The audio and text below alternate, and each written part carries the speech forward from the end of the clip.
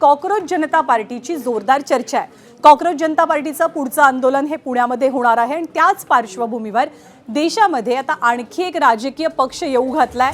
त्याची एंट्री झाली आणि या पार्टीचं नाव आहे इश्क करो पार्टी आणि या पार्टीची घोषणा केली आहे सर्वोच्च न्यायालयाचे माजी न्यायमूर्ती मार्कंडेय काटजूंनी।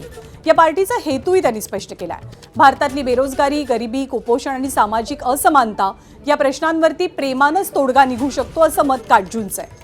इश्क करो पार्टी व्हॅलेंटाईन डे साजरा करणारी पार्टी नसल्याचं म्हणत मानवतेच्या प्रेमाचा संदेश देणारा पक्ष असल्याचं मत त्यांनी व्यक्त केलं।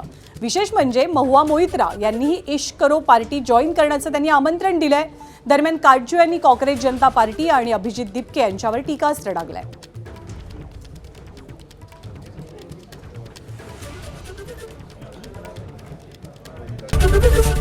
एबीपी माझा, उघडा डोळे बघा नीट।